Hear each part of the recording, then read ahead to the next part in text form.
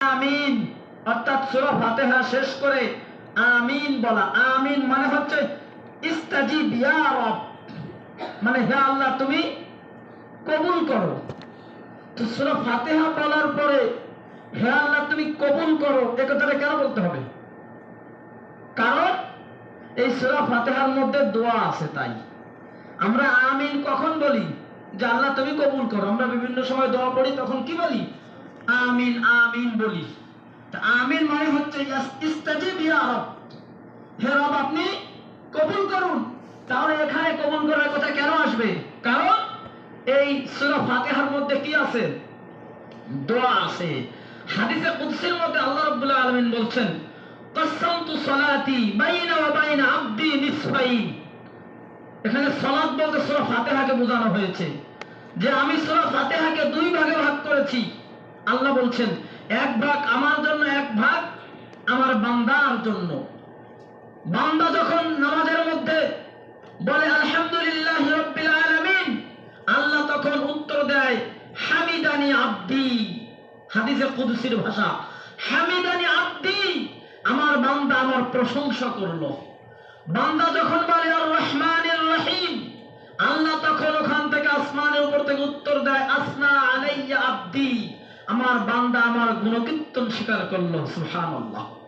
ইযা ক্বালা আল আবদু মালিকি ইয়াউমিদ্দিন, বান্দা যখন বলে মালিক ইয়াউমিদ্দিন, ক্বালা আল্লাহ, আল্লাহ তখন উত্তর দেয় মাজ্জাদানি আব্দি, আমার বান্দা আমার বরত্ব ঘোষণা করলো। সুবহানাল্লাহ। এরপর বান্দা যখন বলে ইয়াকা না'বুদু ওয়া ইয়াকা নাস্তাঈন ইলা আখির, তখন এখানে আল্লাহর মাঝে আর বান্দার মাঝে একটা চুক্তি সম্পাদন হয়। কি হয়? চুক্তি হচ্ছে ইয়াকা না'বুদু ওয়া ইয়াকা নাস্তাঈন, আল্লাহ তোমার সাথে চুক্তি করছি, আমরা একমাত্র তোমার ইবাদত করি এবং তোমারই কাছে সাহায্য প্রার্থনা করি। এরপর আল্লাহ রাব্বুল আলামিন বলেন এরপর থেকে শেষ অংশটুকু ওয়ালি আব্দি ইযা মা সাল, আমার বান্দার জন্য সেইটা যা সেটা চায়, যে সেটা চায়। বলেন সুবহানাল্লাহ। অর্থাৎ তারপরে আমরা কি বলছি? ইহদিনাস সিরাতাল মুস্তাকিম, আল্লাহ সরল সঠিক পথ দেখাও। সিরাতাল্লাযীনা আন'আমতা আলাইহিম, তাদের পথে যাদের উপরে তোমার নিয়ামত বর্ষিত হয়েছে। গায়রিল মাগদুবি আলাইহিম ওয়ালাদ-দাল্লিন, তাদের পথ নয় যাদের উপরে আপনার গজব এসেছে এবং যারা পথভ্রষ্ট। এরপরে বলতে হয় আমিন, আল্লাহ তুমি কবুল করো। এই জন্য নামাজের ভিতরে হোক নামাজের বাইরে হোক, যখন সূরা ফাতিহা আমরা পাঠ করব তখন কি বলবো? আমিন বলবো। কারণ এই মর্মে একটি হাদিস আবু হুরায়রা রাদিয়াল্লাহু আনহু থেকে তিনি বলেন রাসূল সাল্লাল্লাহু আলাইহি ওয়াসাল্লাম বলেন ইযা ক্বালা আল ঈমানু গায়রিল মাগদুবি আলাইহিম ওয়ালাদ-দাল্লিন, যখন ইমাম গায়রিল মাগদুবি আলাইহিম ওয়ালাদ-দাল্লিন বলবে ফাকুলু আমিন, তখন তোমরা কি বলো? আমিন বলো। ফাইন্নাল মালাইকাতা তাকুলু আমিন, কেননা ফেরেশতারা তখন আমিন বলে। ওয়া ইন্নাল ইমামা ইয়াকুলু আমিন, আর ইমামও তো তখন আমিন বলে। ফামান ওয়াফাকা তামিনুহু তামিনাল মালাইকা, যাদের আমিন বলাটা ফেরেশতাদের আমিন বলার সাথে মিলে যাবে, আল্লাহ রাসূল বলেন গুফির লাহু মা তাকাদ্দামা মিন যামবিহি, তার পূর্বে আল্লাহ ছোট ছোট যত গুনাহ আছে সব গুনাহগুলি ক্ষমা করে দেবেন। বলেন সুবহানাল্লাহ। রাওয়াহু আহমদ ওয়ান নাসাঈ, হাদিসুন সহিহুন, স্পষ্ট সহিহ হাদিস।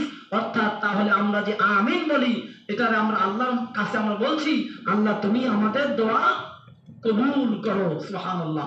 অতএব আমিন বলতে হবে। এখন আমিন জোরে না আসতে ইখতিলাফ আছে, ইখতিলাফের দিকে না যে আমিন বলতে হয় আমরা তাই বলি। এবার জোরে আমিনের হাদিস তো আছে, আপনি না মানেন অসুবিধা নাই। ইমাম যখন আমিন বলে তখন তোমরা আমিন বলো, ইমামের আমিন না শুনলে কেমনে বলবো? ইমাম যে আমিন শুরু করছে আমিন, তখনই তো আমাদের আমিন বলতে হয়। ইমাম যদি ইমামের আমিন না শুনি তাহলে আমিন বলবো কিভাবে আমরা, এবং ফেরেশতাদের সাথে মেলবে কিভাবে? এটা হলো যুক্তি। আর হাদিস তো এখানে আছেই, এবং হাদিস আরো একটি হাদিস স্পষ্ট ভাবে রয়েছে ওয়াইল বিন হুজর থেকে বর্ণিত। একাধিক হাদিস রয়েছে জোরে আমিন বলা। অর্থাৎ আপনি বলেন, এটি সুন্নতি আমল। যদি না বলেন আপনার নামাজ নষ্ট হবে তা বলছি না, কিন্তু এটা সুন্নতি আমল। হাদিসে যেহেতু সহিহ হাদিসে পাওয়া গেছে, আমল করবো ইনশাআল্লাহ। কখনো যদি ছুটে যায় ওই কারণে আপনাকে কাফারা দিতে হবে না। এই জন্য আমরা নামাজের সুন্নাতি মাসআলা কোনগুলি, যেগুলি সুন্নাত মুস্তাহাব, সেগুলি আমরা জানছি, যথাসম্ভব পালন করার চেষ্টা করব। যদি ছুটে যায় তাহলে সেটার জন্য কাফারা দিতে হবে না। চলি তাহলে আমরা ইখতিলাফের ভিতরে বেশি না যাই, সরাসরি আমরা হাদিস থেকে পেলাম আমিন বলার গুরুত্ব ফজিলত আছে, তাই আমরা আমিন বলবো ইনশাআল্লাহ।